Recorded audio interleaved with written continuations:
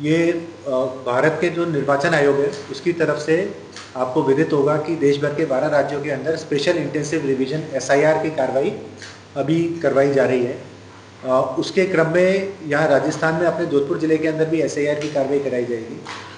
SIR की कार्रवाई में अभी अपनी जो मतदाता सूची है उसमें लेटेस्ट अपने 23,01,352 मतदाता हैं और ये जो मतदाता हैं इन 23,01,352 मतदाताओं की ऊपर इनकी पूरी मैपिंग होगी और इनके जो लास्ट अपना एसआईआर हुआ था उस इलेक्टोरल रोल से इनकी मैपिंग की जाएगी। जो इलेक्शन कमीशन की तरफ से विस्तृत प्रोग्राम आया है उस प्रोग्राम में है कि 28 अक्टूबर से लेके 3 नवंबर तक जो फॉर्म है, इसके इनमरेशन फॉर्म जो होते हैं उसकी प्रिंटिंग होगी। जो बीएलओज हैं, बीएलएज हैं, इन सब की ट्रेनिंग होगी। विभिन्न जो लोग इसके अंदर गतिविधियों के अंदर इन्वॉल्व रहेंगे उन सब की ट्रेनिंग होगी।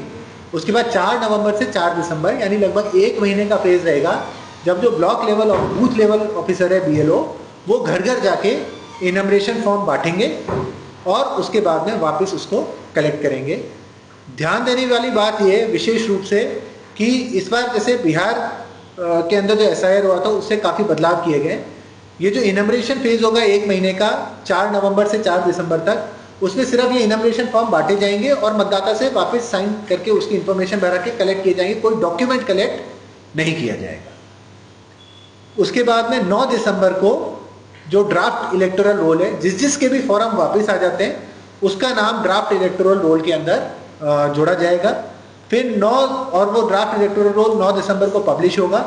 फिर 9 दिसंबर से लेके 8 जनवरी 2026 यानी लगभग 1 महीने का पीरियड रहेगा, क्लेम एंड ऑब्जेक्शन पीरियड रहेगा कि इस ड्राफ्ट रोल के ऊपर किसी को कोई दावे आपत्ति करने हो तो कर सकते हैं। सिमिलरली पैरेलली 9 दिसंबर से लेके 31 जनवरी 26 तक नोटिस फेज रहेगा। नोटिस फेज से अभिप्राय ये कि जो आपके पास से फॉर्म्स आ गए, यदि वो फॉर्म्स के अंदर इसके अंदर एक कंसेप्ट है मैपिंग का जो मैं आपको अभी बताऊंगा। यदि वो मैपिंग इनकम्प्लीट है, मैपिंग नहीं है, तो उन ऐसे मतदाताओं को नोटिस जारी किया जाएगा कि वो सपोर्टिंग डॉक्यूमेंट्स लगाने के लिए।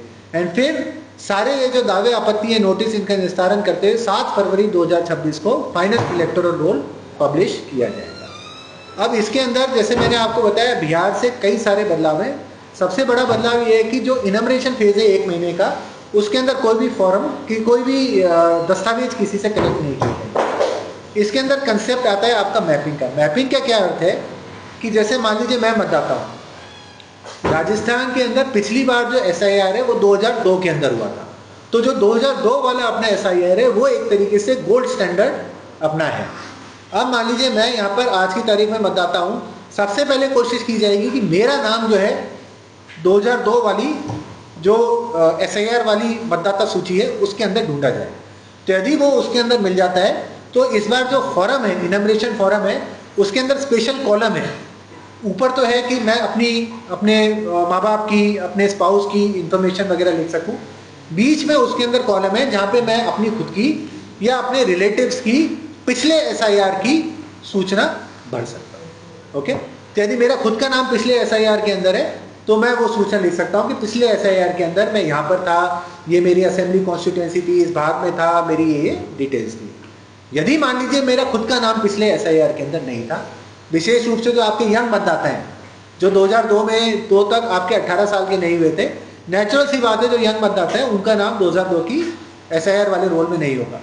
तो ऐसे मतदाता, उनके जो माँ बाप हैं, ओके, उनके जो फैमिली मेंबर्स हैं, उनके नाम यदि 2002 की एसआईआर वाली सूची के अंदर मिल जाते हैं तो वो भी इस इनमरेशन फॉर्म के अंदर लिखे जाएंगे। तो इस प्रकार से और ये जो मैं कह रहा हूं कि 2002 वाली के अंदर मिल जाते हैं, इसमें जरूरी नहीं है कि आपका उसी जगह मिले। पूरे देश भर में कहीं पे भी यदि आपके माँ बाप का या फैमिली मेंबर्स का नाम मतदाता सूची में है आपके लास्ट एसआईआर वाली में, तो भी यहाँ पर आपके इसमें मैपिंग में हो जाएगा। और जिस भी व्यक्ति की मैपिंग के अंदर जिस भी व्यक्ति की मैपिंग हो जाती है उसे किसी भी प्रकार का कोई भी दस्तावेज देने की जरूरत नहीं है।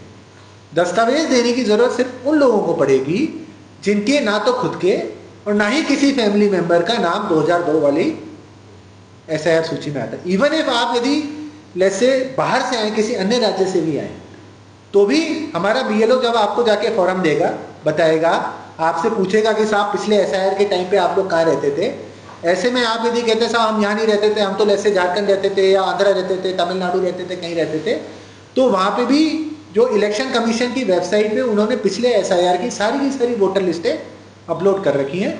वहाँ से जाके बीएलओ आराम से आपका नाम, आपके या आपके माता पिता का किसी का नाम वहाँ पे जाके ढूंढ सकते हैं बेस्ड ऑन इन्फॉर्मेशन जो आप देंगे, और फिर उसकी मैपिंग कर सकते हैं।